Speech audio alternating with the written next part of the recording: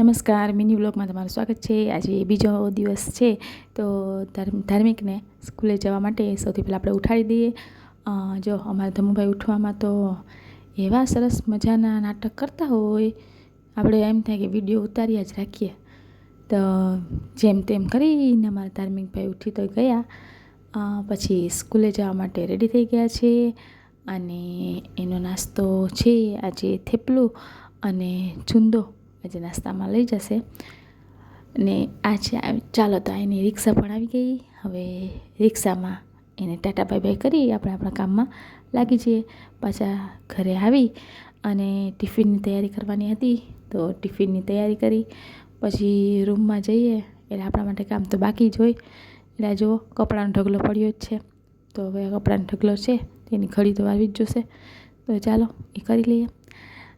પછી રૂમ સરસ મજાનો ચોખ્ખો કરી અને આપણે થઈ ગયા સ્કૂલે જવા માટે રેડી.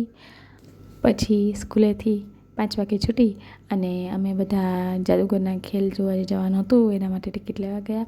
આજે 9 વાગે જાદુગરનો ખેલ જોવા જવાનું હતું. પછી 7 થી 9માં છોકરાઓને લેસન કરાવી અને 9 વાગે અમે રેડી થઈ ગયા છીએ જાદુગરનો ખેલ જોવા માટે. મિત અને ધાર્મિક પણ જો રેડી થઈ ગયા છે. તે શું કહે છે એ તો આપણે મોટા વ્લોગમાં જે મોટો વિડીયો મૂકશું તેમાં આપણે જોશું. પછી જાદુગરના ખેલમાં પહોંચી ગયા. ત્યાં તો મોબાઈલ શૂટિંગ કરવાની કે એલાઉડ હતો નહીં એટલે ત્યાં કંઈ વિડીયો ઉતાર્યો નથી. પણ હા, જાદુગર સાથે ફોટો પડાવવાનો તો બાકી રહે જ, એમાં આપણે પાછળ રહીએ.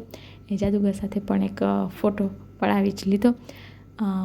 હું તો બધાને કહું છું કે તમે બધા પણ આ જાદુગરનો ખેલ જોવા જાઓ. એ બધા છે તે કઈ રીતે જીવના જોખમથી આ જાદુનો ખેલ બતાવતા હોય છે.